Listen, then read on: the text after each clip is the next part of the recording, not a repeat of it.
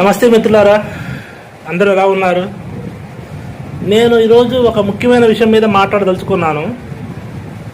అది మనందరికి సంబంధించిందే. ఇది ఎవరో నిపుణులు మాట్లాడితే బాగుంటుంది, లేకపోతే దానికి సంబంధించిన వాళ్ళే మాట్లాడాలి, లేకపోతే రాజకీయ నాయకులు మాట్లాడితేనే కరెక్ట్గా ఉంటుంది, లేకపోతే విద్యావేత్తలు మాట్లాడితేనే కరెక్ట్గా ఉంటుంది అని అంటున్నారు. సరే, ఎవరు మాట్లాడినా ఈ సమస్యకి ఒక పరిష్కార దిశగా మాట్లాడితే ఎవరు మాట్లాడినా కరెక్ట్గానే ఉంటుంది, సబబే. ఈరోజు నేను మాట్లాడబోయే సమస్య ఏంటంటే, మన భారతదేశ గౌరవాన్ని, పరిస్థితుల్ని భంగం కలిగిస్తున్నటువంటి ప్రధాన అంశం నీట్ పేపర్ లీక్. దీనికి సమస్య పరిష్కారం నాదైన శైలిలో చెప్తాను. అది మీకు నచ్చితే, ప్రభుత్వం దృష్టికి వెళ్తే, వాళ్ళు నిజమే ఇది చేస్తే ఆగుతుంది అనుకుంటే చేస్తే, నేను ఒక భారతీయ పౌరుడిగా నేను విజయం సాధించినట్టే. విషయానికి వస్తే, ఈరోజు నీట్ కోసము చాలామంది ఏదో పేపర్ లీక్ అయింది అని చాలామంది విద్యార్థులు, జన్జీ ప్రధానంగా 1997 నుండి 2012 మధ్యన పుట్టిన పిల్లలందరూ ఢిల్లీ జంతర్ మంతర్లో ఆందోళన చేస్తున్నారు, ఆవేశంగా చేస్తున్నారు. ఒక వర్గం ఏమో వాళ్ళకి ఏం సంబంధం లేని వాళ్ళు చేస్తున్నారు అంటారు, ఇంకోటి ఏమో అది మా బాధ్యత, మేము చేయాలి అని కొంతమంది అంటున్నారు. ఏది ఏమైనప్పటికీ దీనికి ఒక శాశ్వత పరిష్కారం అనేది మనం కనుగోక తప్పదు. ఎందుకంటే గతంలో అశోక్ గెహ్లాట్ ప్రభుత్వంలో కూడా జరిగిందని అప్పుడు ఆందోళన జరిగాయి, కానీ ఈ స్థాయిలో లేదు అప్పటికి. ఇప్పుడు మంత్రి రాజీనామా చేస్తే సమస్య పరిష్కారం అవుతుంది అంటున్నారు. సరే, మంత్రి రాజీనామా చేస్తే సమస్య పరిష్కారం అవుతుందో లేదో నాకు తెలియదు.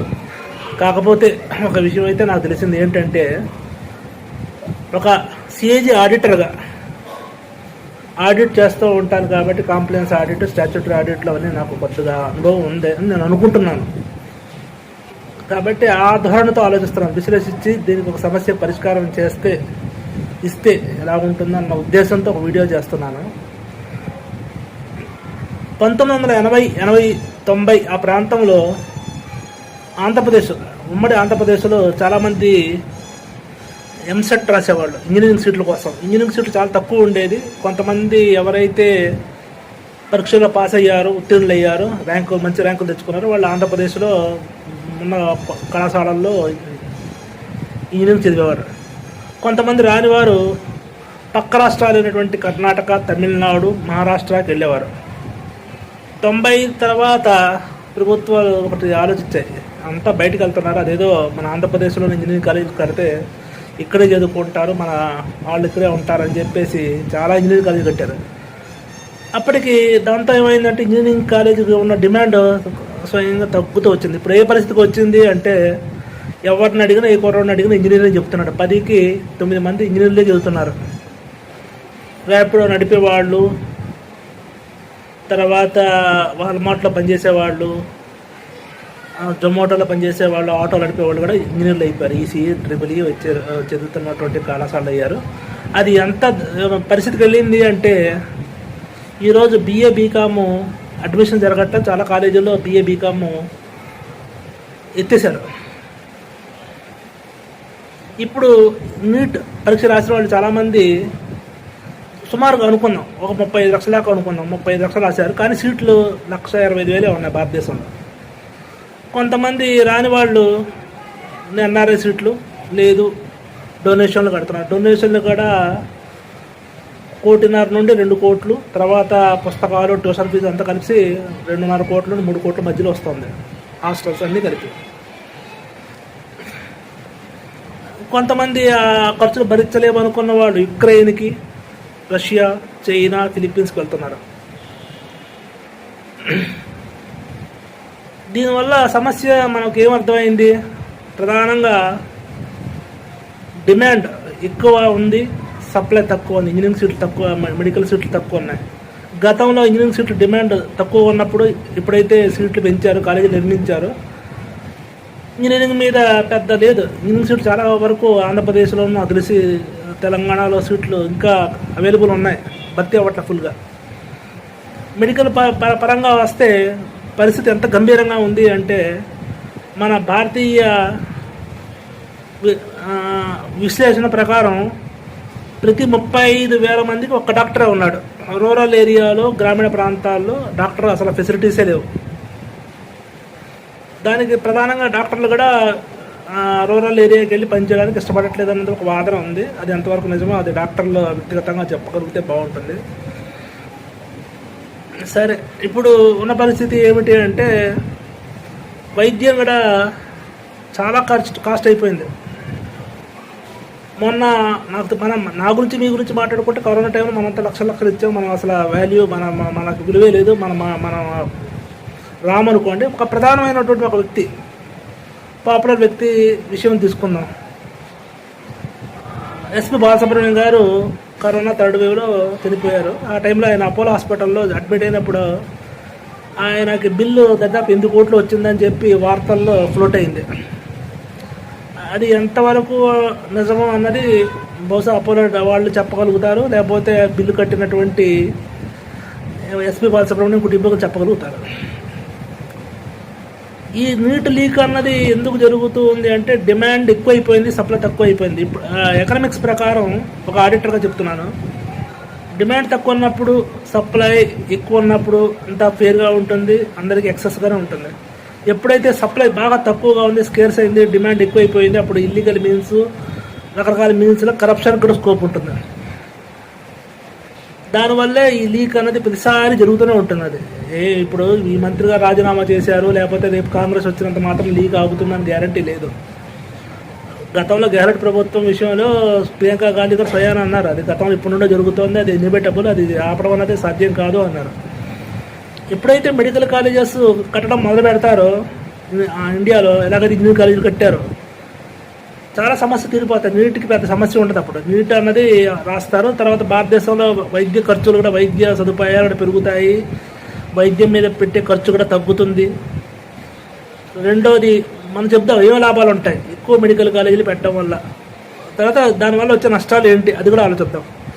ఫస్ట్ ఏంటంటే యుక్రెయిన్కి, రష్యాకి వెళ్తున్నారు, వాళ్ళంతా డాలర్లో పే చేస్తారు. విదేశీ మారక విలువలు నిల్వలు కాపాడుకోగలుగుతాం. రెండు, డాక్టర్స్ ఎక్కువ మంది వస్తారు. దానివల్ల బ్యాంకులు కూడా లోన్లు ఇచ్చి వాళ్ళకి మెడికల్ నర్సింగ్ హోమ్లు, హాస్పిటల్స్ పెట్టుకోవడానికి ఎంకరేజ్మెంట్ ఉంటుంది. తద్వారా డాక్టర్ హాస్పిటల్ పెట్టాడంటే అతను ఒక్కడే ఉండడుగా, రిసెప్షనిస్ట్ ఉంటాడు, నర్సులు ఉంటారు, ఎక్స్రే టెక్నీషియన్స్ ఉంటారు, ల్యాబ్ టెక్నీషియన్స్ ఉంటారు, డిస్పెన్సరీ ఉంటుంది, క్లీనింగ్ చేసే స్వీపర్స్ ఉంటారు, తర్వాత మెయింటెనెన్స్ చేసేవాళ్ళు ఉంటారు, రకరకాల వాళ్ళంతా ఉంటారు ఉపాధి. తర్వాత వాళ్ళు పన్నులు కడతారు, ప్రభుత్వానికి లాభాలు వస్తాయి. మూడు, ఎక్కువ మెడికల్ ఫెసిలిటీస్ ఉండడం, ఎక్కువ హాస్పిటల్స్ ఉండడం వల్ల మనకి ఖర్చు తగ్గుతుంది. ఎందుకంటే సేవ ఉంది, డిమాండ్ తక్కువ, ప్రెషర్ తక్కువ ఉంది డాక్టర్ల మీద. ఇప్పుడు వాళ్ళకి ఇస్తారు ఫ్రీగా, కొంత వెసులుబాటు వస్తుంది, ట్రీట్మెంట్ అందుబాటులోకి వచ్చేస్తే క్వాలిటీ సర్వీస్ దొరుకుతుంది, వాళ్ళు టైం ఇవ్వగలుగుతారు, పేషెంట్ని కొంచెం శ్రద్ధగా చూడడానికి అవకాశం కూడా ఉంటుంది. సరే, వాదనలు కొంతమంది డీమినిట్స్ మాట్లాడుతూ ఉంటే క్వాలిటీ ఉండదేమో. కాదు, ఇప్పుడు ఆన్లైన్ ఎడ్యుకేషన్ వచ్చిందని కరోనా టైంలో చాలామంది ఆన్లైన్ ఎడ్యుకేషన్ చేశారు. అక్కడ సుప్రీంకోర్టు హీరింగ్స్ కూడా ఆన్లైన్లో జరిగాయి. ఇప్పుడు ఆన్లైన్లో ట్రీట్మెంట్ జరుగుతున్నాయి. ఇప్పుడు రోబోటిక్స్ ట్రీట్మెంట్ నడుస్తున్నాయండి. ఎక్కడో ఫ్రాన్స్లోనో, జపాన్లోనో, చైనాలో ఉన్న డాక్టరు హైదరాబాద్లో, విజయవాడలో సర్జరీలు చేస్తున్నారు రోబోటిక్స్ ద్వారా, ఇంటర్నెట్ ద్వారా. అదేవిధంగా ప్రాక్టికల్ నాలెడ్జ్ ఉండదేమో వీళ్ళకి, కేవలం థియరీ దొరకచ్చు, ప్రాక్టికల్ దొరకదేమో అంటారు. ప్రాక్టికల్ స్కోప్ కూడా ఉందండి. ఎందుకు అంటే గవర్నమెంట్ హాస్పిటల్లో నెంబర్ ఆఫ్ కేసెస్ ఉన్నాయి, వాళ్ళు అటెండ్ చేయడానికి వీళ్ళకి స్కోప్ ఉంటుంది. అదేవిధంగా ఎప్పుడైతే ఈ డాక్టర్స్ ఎక్కువ అవుతారో ఆటోమేటిక్గా రూరల్ ఏరియాకి కూడా వెళ్ళడానికి అవకాశం ఉంటుంది కాంపిటీషన్ వల్ల. అప్పుడు గ్రామీణ ప్రజలకు కూడా లబ్ధి ఉంటుంది. మూడు, విదేశీ, మనం ఇందాక చర్చించినట్టు విదేశీ నిల్వలు డాలర్లు కాపాడుకోగలుగుతాం. ఎప్పుడైతే హాస్పిటల్స్ ఎక్కువ ఉన్నాయో, ఇప్పుడు ఏంటి చాలా వరకు సిటీ స్కాన్ మిషన్లు కానీ, ఎంఆర్ఐ మిషన్లు కానీ అంతా విదేశాల నుండి దిగుమతి చేసుకోవాల్సి వస్తుంది. వాళ్ళ వాదన ఏంటంటే అంత డిమాండ్ లేదండి, ఇక్కడ తయారు చేయడం కష్టము, అందుకు విదేశాల నుండి తెస్తున్నాం అంటారు. విదేశాల నుండి వస్తున్నప్పుడు చాలా డబ్బు పే చేస్తున్నాం. ఎప్పుడైతే ఇన్ని హాస్పిటల్స్ ఇవన్నీ వచ్చేపాటికి ఇక్కడ స్థానికంగానే మేక్ ఇన్ ఇండియా పద్ధతి ద్వారా, స్వదేశీ పద్ధతిలో ఇక్కడే ఉత్పత్తులు జరగడం మొదలుపడతాయి. ఎంఆర్ఐ స్కాన్లు, సిటీ స్కాన్లు, ల్యాబ్ రీజెంట్స్, రోబోటిక్కి సంబంధించిన సర్జరీకి సంబంధించిన ఎక్విప్మెంటు, ఓటీకి సంబంధించిన ఆపరేషన్ థియేటర్కి సంబంధించిన ఎక్విప్మెంట్ అంతా ఇండియాలోనే తయారవడం మొదలుపడుతుంది. ఎందుకంటే ఇప్పుడు ఆ రాకెట్లు, మిసైళ్ళు, ఎయిర్ క్రాఫ్ట్లు, ఫైటర్ ఎయిర్ క్రాఫ్ట్లో ఇండియా తయారవుతున్నప్పుడు అవి తయారు చేయడం పెద్ద కష్టంగా అవి తయారవుతాయి. ఎందుకంటే డిమాండ్ ఉంది ఇక్కడ ఇండియాలో, కొనేవాళ్ళు ఉన్నారంటే ఆటోమేటిక్గా మేక్ ఇన్ ఇండియాలో చేస్తారు. అప్పుడు మనము ఈ వేరే దేశాలు ఏవైతే ఉత్పత్తి చేసుకోలేవో వాటికి మన సిటీ స్కాన్, ఎంఆర్ఐ స్కాన్ కూడా పంపించడానికి అవకాశం ఉంది. ఇప్పుడు ఆల్రెడీ మనము ఇది రక్షణ రంగంలో ఒకప్పుడు దిగుమతి చేసుకున్నాం. ఇప్పుడు కొంత మన బ్రహ్మోస్ మిసైల్స్ అంతా మనం పంపిస్తున్నామా లేదా, ఫిలిప్పీన్స్కి, ఇండోనేషియా వాళ్ళకి ఇస్తున్నామా లేదా, అలాగే జరుగుతుందండి. సరే, ఈ క్రైసిస్ వల్ల ఇప్పుడు ఈ నీట్ సీట్లు తక్కువగా ఉండడం వల్ల వచ్చే సమస్యలు ఏంటి అంటే ఫేక్ డాక్టర్స్ కూడా ఎక్కువైపోయారండి. ఇప్పుడు స్ట్రింగ్ ఆపరేషన్స్లో ఢిల్లీ ఆ ప్రాంతాల్లో, ఢిల్లీ అంటే హైదరాబాద్, విజయవాడ, గుంటూరు ఈ ప్రాంతాల్లో చాలామంది డాక్టర్స్ ఒకప్పుడు గతంలో మేల్ నర్సులు, కాంపౌండర్లుగా చేసిన వాళ్ళు కొంత అనుభవం వచ్చిన తర్వాత వాళ్ళు డాక్టర్ అవతారం ఎత్తుతున్నారు. ఇంకొంతమంది అయితే రిస్క్ తీసుకోలేని వాళ్ళు ఏం చేస్తున్నారంటే నర్సింగ్ హోమ్ పెట్టి వేరే డాక్టర్ పేర్లు పెట్టుకుని నర్సింగ్ హోమ్ నడుపుతున్నారు, కన్సల్టెంట్గా పెట్టుకుంటున్నారు, వాళ్ళే ట్రీట్మెంట్ ఇచ్చేస్తున్నారు. ఈ నర్సులు ఈ డాక్టర్ల పేరు చెప్పి వీళ్ళే ట్రీట్మెంట్ ఇచ్చేస్తుంటారు నర్సులు. మహా అయితే ఫోన్లో మాట్లాడి సార్ ఇలా పేషెంట్ కండిషన్ ఉంది ఏమేమంటారంటే పలానా మెడిసిన్ ఇవ్వు, పలానా యాంటీబయాటిక్ ఇవ్వగానే ఇస్తున్నారు, పలానా నొప్పి చెప్తున్నాడు, పెయిన్ కిల్లర్ ఇవ్వు అంటే ఇస్తున్నారు. జరిగిపోతుంది. ఇదండి వాస్తవం. గ్రౌండ్ రియాలిటీస్ ఈ విధంగా ఉన్నాయి. ఇప్పుడు ఎక్కువ మెడికల్ కాలేజెస్ పెట్టడం వల్ల వచ్చే నష్టం ఏమీ లేదు. ఇంకా ఏమవుతుందంటే రీసెర్చ్కి మంచి గ్రౌండ్. ఇప్పుడు పెద్ద పెద్ద కంపెనీస్ మెడిసిన్స్ ఇండియాలోకి తెచ్చి ఇక్కడ టెస్టులు చేస్తూ ఉంటాయి, హ్యూమన్ ట్రయల్స్ చేస్తూ ఉంటాయి. మన కరోనా టైంలో కూడా Covaxin, Covishield FDA approval, WHO approval లేకుండానే మనం ఇక్కడ ఇచ్చేసాం ఎమర్జెన్సీ మెథడ్లో. ఇప్పుడు ఇండియాలో చాలామంది ఫేక్ డాక్టర్స్ ఉన్నారు. అలాంటప్పుడు గవర్నమెంట్ మెడికల్ కాలేజీలు పెట్టి ఆన్లైన్ మెథడ్స్లోను గవర్నమెంట్ హాస్పిటల్స్లో వాళ్ళకి ట్రీట్మెంట్ ఇలా చెయ్యాలి అంటే ఆటోమేటిక్గా వాళ్ళకి కూడా ఎక్స్పీరియన్స్ పెరుగుతుంది, క్వాలిటీ వస్తుంది. వాళ్ళు different patients, different diseases, different critical కండిషన్స్కి ఎక్స్పోజ్ అయ్యి వాళ్ళలో కూడా ఇన్నోవేషన్, వాళ్ళ ఇండియన్ పరిస్థితులు తగ్గట్టుగా మన టోపోగ్రఫీ, మన వాతావరణం, మన టోపోలాజికల్ డిసీజెస్ని అర్థం చేసుకుంటే ఇక్కడ ట్రీట్మెంట్ స్టార్ట్ అవుతుందండి. కాబట్టి ఈ నీట్ సమస్యకి శాశ్వత పరిష్కారం ఎలాగైతే 1980s, 90sలో ఆంధ్రప్రదేశ్ ప్రభుత్వం ఇంజనీరింగ్ కాలేజీలు ఎక్కువ కట్టే. కొంతమంది అంటారు ఇంజనీరింగ్ కాలేజీలో వీళ్ళకి ప్రాక్టికల్ నాలెడ్జ్ తక్కువ ఉంటుంది, ఐఐటీస్ కూడా ఇంక్రీజ్ చేశారు. ఇంకా ఐఐటీస్ ఇంక్రీజ్ చేస్తున్నారు, నీట్ని ఇంక్రీజ్ చేస్తున్నారు, జేఎన్టీని కూడా ఇంక్రీజ్ అయ్యాయి. ఒకప్పుడు 4 లేవు, ఇప్పుడు ఇంకా ఇంక్రీజ్ కూడా చేయాలి. జనాభాని మనం నియంత్రించలేకపోతున్నాం. జనాభా మీద ఒక ఖచ్చితమైన పాలసీ అయితే లేదు. ఈరోజు 150 కోట్లు ఉంది, రేపు 300 కోట్లు అవుద్ది ఆటోమేటిక్గా. ఎందుకంటే దాని గురించి ఏం బిల్లు లేదు, కుటుంబ నియంత్రణ ఖచ్చితంగా చేసుకోవాలని చేయాలంటే రూల్ ఏం లేదు మన దగ్గర. కాబట్టి జనాభా పెరుగుతున్న కొద్దీ రోగాలు, రొచ్చులు, నొప్పులు, జననాలు, మరణాలు అని ఉంటాయి. డాక్టర్ అన్నవాడు అవసరం పడతాడు. కాబట్టి దీనికి ఒక శాశ్వత పరిష్కారం. నీటికి పేపర్ లీక్ అన్నది ఒక సమస్య కావచ్చు, అది కొంతమంది అంటున్నారు అది సంబంధించిన నీటికి బాధితులే పోరాటం చేస్తున్నారు, నీటికి సంబంధించిన వారు తాలూకా వాళ్ళు చేస్తున్నారు, లేకపోతే నీటికి సంబంధం లేని వాళ్ళు కూడా చేస్తున్నారు, లేకపోతే ఉద్యమాన్ని ఎవరో ఆజ్యం పోస్తున్నారు, విదేశీయులు దీన్ని నడిపిస్తున్నారు, రకరకాలుగా ఉన్నవన్నీ ఏమున్నప్పటికీ ఆ పరిస్థితికి పరిష్కారం అయితే ఎక్కువ మెడికల్ కాలేజెస్ కట్టడం వల్ల డిమాండ్ తగ్గి సప్లై పెరిగేపాటికి కరప్షన్కి స్కోప్ కూడా తగ్గుతుందండి ఎకనమిక్ పాయింట్ ఆఫ్ వ్యూలో. ఈ విషయం మీద ఆలోచిస్తారని, ఇది చేయడం వల్ల విన్-విన్ సిచ్యువేషన్ ఇద్దరికి, అటు భారతీయ దేశానికి, ఆర్థిక రంగానికి, ఇటు ప్రజలకు. అదేవిధంగా కోట్లు లక్షలు కట్టే ట్రీట్మెంట్లు కూడా అందుబాటులోకి వస్తాయి. డాక్టర్లు కూడా ఎక్కువ మంది ఉపాధి కలుగుతుంది. డాక్టర్ల ద్వారా యాన్సిలరీ సర్వీసెస్ అయినటువంటి నర్సులు, ఓటీ క్లినిక్స్, తర్వాత ఈ ల్యాబ్ అసిస్టెంట్లు, తర్వాత హాస్పిటల్స్కి సంబంధించిన డిస్పెన్సరీలు, వాటి ఎక్విప్మెంట్ తయారు చేసే మ్యానుఫ్యాక్చరింగ్ యూనిట్స్, వాటిలో చేసే వర్కర్స్, ఇవందరూ వచ్చే ఎకానమీ గ్రో అవుతుంది. ఎక్స్పోర్ట్స్ కూడా స్కోప్ ఉంది. కాబట్టి ఈ కోణంలో అందరూ ఆలోచిస్తారని, దీనికి ఒక శాశ్వత పరిష్కారాన్ని వెదికి దీన్ని ప్రాబ్లాన్ని ఫిక్స్ చేసుకుంటామని. ఎందుకంటే ఈ సమస్యను ఇలానే పెడితే ఇప్పుడు ఏదో రాజీనామా చేశారు, మళ్ళీ 2027, 28 ఇంకోసారి లీక్ అవుద్ది. డిమాండ్ ఎక్కువ ఉన్నప్పుడు, సప్లై తక్కువ ఉన్నప్పుడు ఏదో ఒక ఛానల్లో ఏదో హ్యాకర్స్ ఏదో కంప్యూటర్ ఉంటే తీసేయడం ఏదో చేస్తారు. ఇప్పుడు సైబర్ సెక్యూరిటీ పెద్ద సమస్య. దానివల్ల ఎక్కడో చోట లీక్ అయిపోద్ది. ఆన్లైన్లో ఎక్కడో పెడతారు, ఆ డ్రైవ్ నుండి ఎక్కడో లీక్ అవుతుంది. అది క్యారీ 100%. లేదు, పబ్లిక్ డబ్బులు ఎలా చూపించాలో తీసుకుంటారు. పోతే పోయింది, ఇంకా డబ్బులు దొరుకుతాయని చెప్పి రిస్క్ తీసుకుని ఆ పేపర్ అందించేవాళ్ళు ఉంటారు.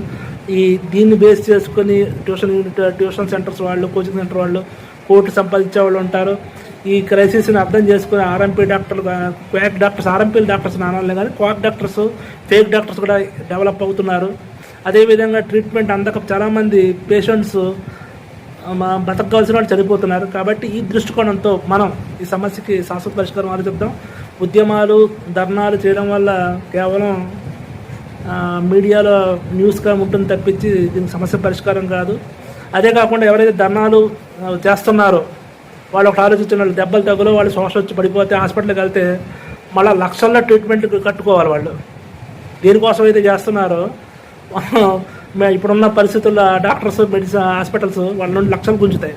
కాబట్టి కాస్త ఉపయోగిస్తారని, ఆలోచిస్తారని, విశ్లేషిస్తారని, సమస్య పరిష్కార దిశగా వెళ్తామని ఆలోచిస్తూ నా వంతు నా అభిప్రాయాన్ని తెలియజేశాను. దీంట్లో కొంత మార్పులు అవసరమైతే మార్పులు అవసరం చెప్పండి. లేదు ఈ విషయాన్ని మర్చిపోయావు అని చెప్పాలనుకుంటే చెప్పండి. లేదు నీకు సరిగ్గా చెప్పలేదు, తప్పు చెప్పావు, ఈ విధంగా తప్పు నీలో ఉంది అంటే దానికి తగ్గట్టుగా సవరణలు చేసి కమెంట్లు పెట్టండి. ఇంకా బాగుంది అనుకుంటే ప్రభుత్వం దృష్టికి తీసుకెళ్దాం. ఎందుకంటే ఇది అందరిది మన దేశ సమస్య.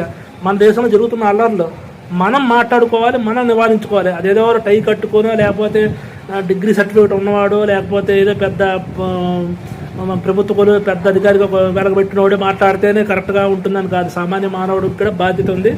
భారతదేశపు పరిస్థితుల్ని చక్కదిద్దుకోవడంలో ప్రతి పౌరుడి బాధ్యత. ఆ బాధ్యతగా నేను ముందుకు వచ్చి నేను చెప్పుకుంటున్నాను. ఈ అవకాశాన్ని నేను తీసుకున్నందుకు, మీరు ఓపికగా నేను చెప్పినంత విన్నందుకు మీ అందరికీ పేరు పేరున ధన్యవాదాలు. జై హింద్, జై భారత్.